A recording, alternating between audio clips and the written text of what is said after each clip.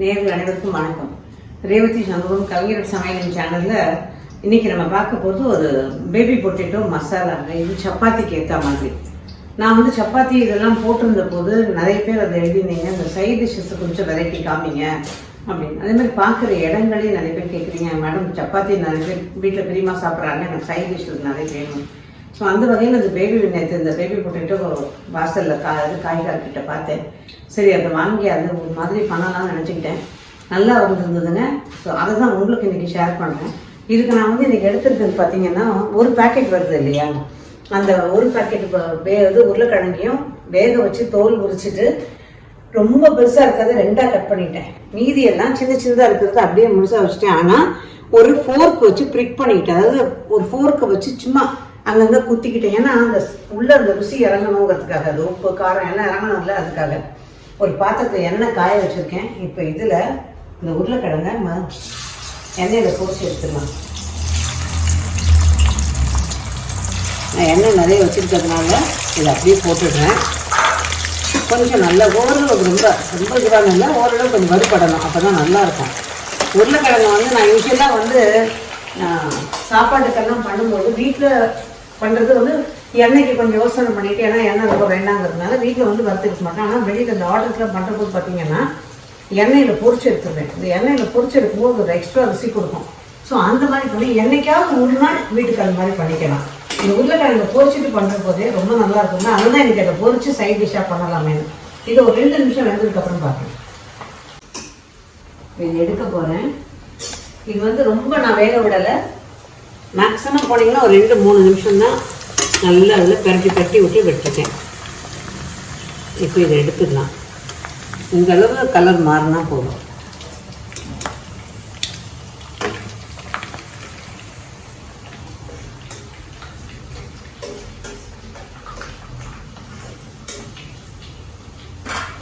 எண்ணெய் சொல்லட்டும், அதனால் அந்த பக்கம் வச்சுட்டேன். தீயை குறைச்சிட்டு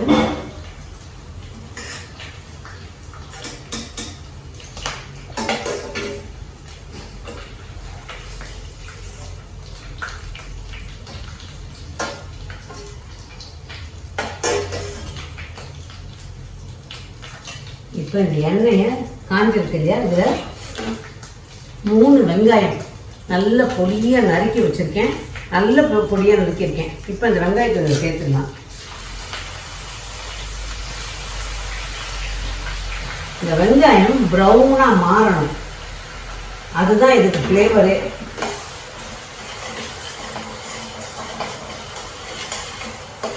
இது கட்டாயம் ஒரு 4-5 நிமிஷம் ஆகும்.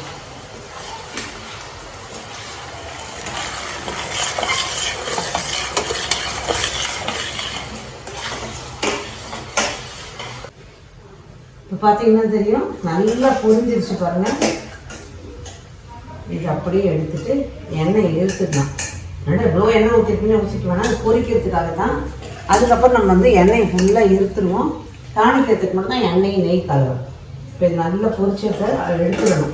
ஓரளவு கொஞ்சம் அந்த கலர் நல்லா மாற ஆரம்பிக்கும் போதே எடுத்தீங்கன்னா உங்களுக்கு தேவையான கலர் கிடைக்கும். கொஞ்சம் விட்டுட்டீங்கன்னா கலர் மாறிடும்.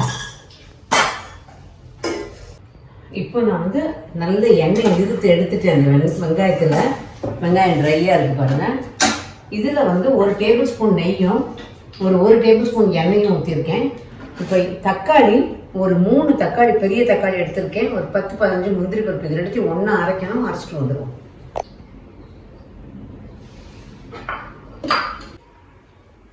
இப்போ இதை அரைச்சிட்டேன் பாருங்கள். முந்திரி பருப்பும் தக்காளியும் அரைச்சாச்சு விழுதா. இதை வச்சிடலாம். இப்போ இதில் வந்து இந்த எண்ணெய் நெய்யும் காய வச்சுருந்தாங்க. அந்த கலவையில் சீரகத்தை போட்டேன் பாருங்கள். அதுக்கப்புறம் அதில் பச்சை மிளகாய்.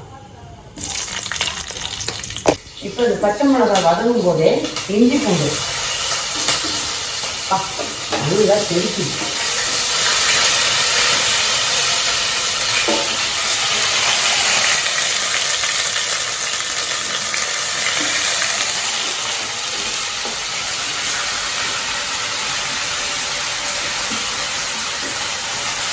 கொஞ்சம் பொரியட்டும். கைகாலெல்லாம் கொஞ்சம் தெரிக்கும், பரவாயில்ல. ஆனாலும் அது கரெக்டாக பண்ணிடணும் இல்லையா? இப்போ இந்த அரைச்ச வெள்ளுது அதில் சேர்த்துக்கலாம். ஒரு 2 நிமிஷம் வதங்கினா தான் உங்களுக்கு பச்சை வாசனை போகும். அப்போ தான் நல்லாயிருக்கும். சின்ன பிள்ளைங்க அப்படின்னா கொஞ்சம் பெரிய கரண்டியாக வச்சுக்கோங்க. ஏன்னா கொஞ்சம் சிறு சிறு கையில் படும்போது உங்களுக்கு கஷ்டமாக இருக்கும். இப்போ இதில் ஊற்றிடுறேன். இதை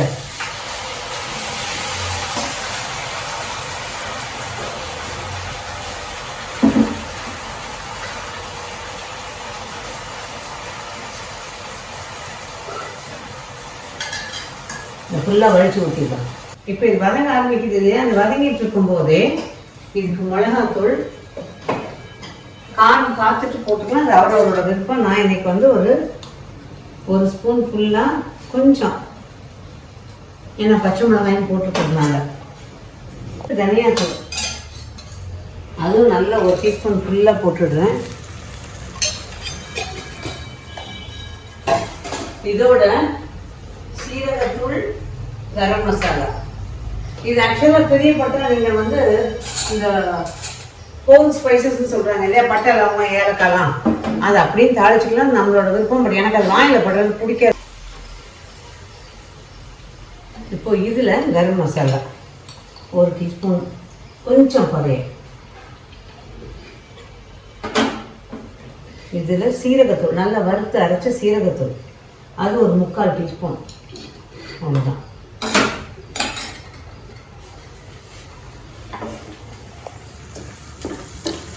இப்போ இதில் நம்ம கொஞ்சம் உப்பு சேர்க்கணும். இந்த மசாலா உப்பு வேணும் இல்லையா? லாஸ்ட்டாக தயிர் கொஞ்சம் அதில் சேர்ப்போம். பட் உப்பு முதல்ல சேர்த்துருவோம்.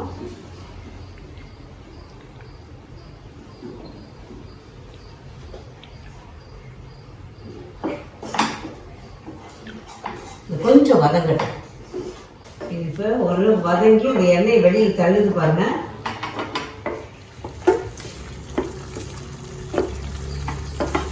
அவ்வளோதான். நான் ஒரு 3 டேபிள் ஸ்பூன் தயிர் எடுத்து வச்சுருக்கேன். இங்கே இது நல்லா சிறுப்பிடுவோம்.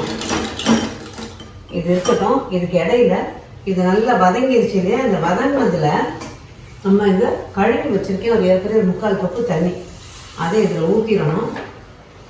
ஊற்றிட்டு இந்த வறுத்து வச்சிருக்க வெங்காயம்,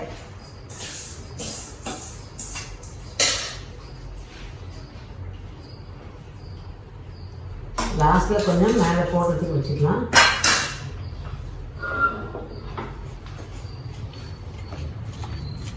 இந்த வெங்காயம் போட்டோம்னா கொஞ்சம் கலர் மாறும், ஆனால் நல்லா இருக்கும். இப்போ இது கொதிச்சு அந்த எண்ணெய் கசியணும், வெளியில் அந்த எண்ணெய் நெய் கசியணும். இதில் வந்து இந்த வெங்காயத்தில் கொஞ்சம் எண்ணெய் நம்ம வறுத்து எடுக்கும்போது எண்ணெய் வந்து ஆக்சுவலாக சொல்லி ஒரு ஹோட்டலில் சாப்பிட்டதுனால அவங்ககிட்ட கேட்கும்போது இந்த ஷெஃப் சொன்னது. ஆனால் அதுவரே வந்து ஒரு சின்ன விஷயமும் சொன்னார். வெங்காயம் இப்படி நாங்கள் வந்து ஹோட்டலுக்கு அதனால் நம்ம பெரிய பாத்திரம் வச்சு நிறைய வறுத்து எடுத்து வச்சுக்கோம். நம்ம சூப்பு அது இதுக்கு எல்லாத்துக்கும் கொடுப்போம். ஆனால் நீங்கள் வீட்டில் பண்ணுற போது சாரி நீங்கள் வீட்டில் பண்ணுற போது இவ்வளோ எண்ணெய் வேண்டாம்னு நினச்சிங்கன்னா இப்போல்லாம் வந்து இந்த வெங்காயம் வந்து காய வச்ச வெங்காயம் கிடைக்குதுமா, அதை கொஞ்சமாக எண்ணெய் விட்டு நல்லா வறுத்து அந்த கலருக்கு ஏற்ற மாதிரி மாற்றி எடுத்துக்கிட்டு அதுக்கப்புறம் நீங்கள் இது போய் போடலாம். அது கையில் க்ரஷ் பண்ணிங்கன்னா கூட உடஞ்சிரும். அந்த மாதிரி அதையும் நீங்கள் இப்படி பண்ணிக்கலாம். இவ்வளோ எண்ணெய் வேண்டாம்னு நினச்சிங்கன்னாங்க. ஆனால் கூடவே ஒரு ஆணாவும் போட்டார். அந்த இந்த டேஸ்ட்டு அதில் கொஞ்சம் குறையும். அதுதான் இந்த அளவுக்கு அது நல்லா இருக்குன்னு சொல்ல மாட்டேன். இந்த ஒரு 80% இந்த டேஸ்டோடது வரும், அவ்வளோதான். மீதி 20% இந்த மாதிரி வறுத்தீங்கன்னா தான் கிடைக்கும் அப்படின்னாங்க. அதுவும் வாஸ்தவம் தான். இப்போ நம்ம வந்து தயிர் அதில் ஊற்றிடுவோம். எண்ணெய் கசிஞ்சு மேலே வருது பாருங்கள். இப்போ இதில் தயிர், இது வந்து ஒரு சின்ன புளிப்பு இருக்கிற தயிராக இருக்கணும். அப்போ தான் உங்களுக்கு நல்லா இருக்கும். ஏன்னா அந்த தக்காளியில் உள்ள புளிப்பும் தயிரில் உள்ள புளிப்பும் தான். இது கொஞ்சமாக தண்ணி ஊற்றி கழுவி இதில் ஊற்றிடும். ஒரு 1/4 கப்பு அவ்வளோதான். இதுவும் கொதிச்ச உடனே பார்க்கலாம். இது நல்லா கொதிச்சாச்சு. இதுக்கு நான் எடுத்து வச்சிருக்கிற கசூரி மேத்தி,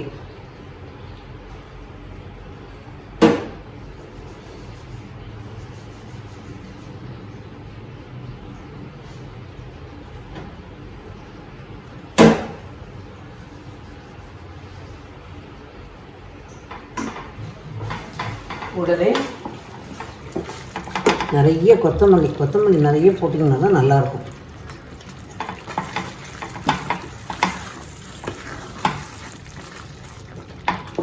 இப்போ தீயை தூண்டிட்டு ஜஸ்ட் ஒரு 10-12 செகண்டு, அதுக்கு மேலே கொதிக்க விட வேண்டாம். இப்போ வேலை இல்லை, இதை எடுத்து வச்சுருவோம், அவ்வளோதான். இப்போ நான் தண்ணி அப்படியே ஸோ இது ரெடி ஆகிடுச்சு பாருங்கள். நல்ல அப்படியே திரண்டு இதுவாக இருக்குது. பரோட்டா, சப்பாத்தி, பூரி எல்லாத்துக்குமே. பட் பூரிக்கு வந்து கொஞ்சம் தகட்டும், ஏன்னா அதுவும் எண்ணெய் இதுவும் எண்ணெய்ங்களா. பரோட்டா, சப்பாத்தி, நான் எல்லாத்துக்குமே பொருந்தும். இதுக்கு மேலே பிடிச்சிருந்தா கொஞ்சமாக நீங்கள் எலுமிச்சம்பழம் சாறு புழிஞ்சிக்கலாம். ஏன்னா அந்த லேஸ் புளிப்பான தயிர் இல்லைன்னா கொஞ்சம் எலுமிச்சம்பழம் பிடிச்சிக்கலாம். ஏன்னா ஒரு புளிப்பு லேசாக தெரியணும் அதில், அப்போ தான் உங்களுக்கு கரெக்டாக இருக்கும். ஸோ இப்போ இது நான் அடுப்பு ஆஃப் பண்ணிட்டேன், ரெடி ஆகிடுச்சு. இது ஆக்சுவலாக கொஞ்சம் ஊற அந்த உருளைக்கிழங்குக்குள்ளே சாந்துக்கிட்டு இன்னும் டேஸ்டியாக நல்லாயிருக்கும். ஸோ ட்ரை பண்ணி பாருங்கள். நிச்சயமாக இந்த பேபி பொட்டேட்டோ மசாலா நேரில் நம்மளுக்கு பிடிக்கும். அது என்னன்னு யோசிக்க வேண்டாம். நான் எப்போவுமே சொல்லுவேன், ஏதாவது ஆசைப்பட்டு பிரியப்பட்டு செய்கிறோம்னா டெய்லி நார்மல் சாப்பாடு சாப்பிடுவோம். என்னைக்காவது ஒரு நாள் அந்த எண்ணெய் கொஞ்சம் கூட இருந்தாலும் பரவாயில்ல, நெய் கொஞ்சம் கூட இருந்தாலும் பரவாயில்ல, இனிப்பு இருந்தாலும் பரவாயில்ல, எனக்காவது ஒரு நாள் சாப்பிடணும். எதுவுமே சாப்பிடாமல் இருக்கிறதுக்கு கொஞ்சம் இதுவாக. ஸோ எதுவுமே சாப்பிடாமல் இருக்கிறதுக்கு கொஞ்சம் கஷ்டம் தாங்க. என்னைக்காவது ஒரு நாள் சாப்பிட்டு அதுக்கேற்ற மாதிரி பேலன்ஸ் பண்ணிக்கலாம். நீங்கள் பார்த்தீங்கன்னா சில நேரங்களில் நான் வந்து வெறும் சாம்பாரோ இந்த மாதிரிலாம் வைக்கிற போது பூர்ணம் மட்டும் வெறும் கடாயில் தாளிச்சிடுவேன். ரசம்னா வெறும் கடாயில் மட்டும் தாளிச்சிடுவேன். ஏன்னா அதுக்கேற்ற மாதிரி இது பேலன்ஸ் பண்ணலாம் அப்படின்னு. அந்த மாதிரி தான். ஸோ ட்ரை பண்ணி பாருங்கள். இப்போ பார்த்த இந்த பேபி பொட்டேட்டோ மசாலா சப்ஜின்னு கூட வச்சுக்கலாம். பேபி பொட்டேட்டோ சப்ஜி நேரில் நம்மளுக்கு பிடிக்கும். ட்ரை பண்ணி பார்த்து உங்களோட வேல்யூபிள் கமெண்ட்ஸ். இந்த வீடியோ பிடிச்சிருந்தா லைக் பண்ணுங்கள், ஷேர் பண்ணுங்கள், சப்ஸ்கிரைப் பண்ணுங்கள், உங்கள் ஃப்ரெண்ட்ஸில் எல்லாத்தையும் சொல்லுங்கள், ஃபேஸ்புக்லேயும் ஷேர் பண்ணுங்கள். மீண்டும் இதே மாதிரி இன்னும் ஒரு பதிவில் உங்களை சந்திக்கும். நன்றி, வணக்கம்.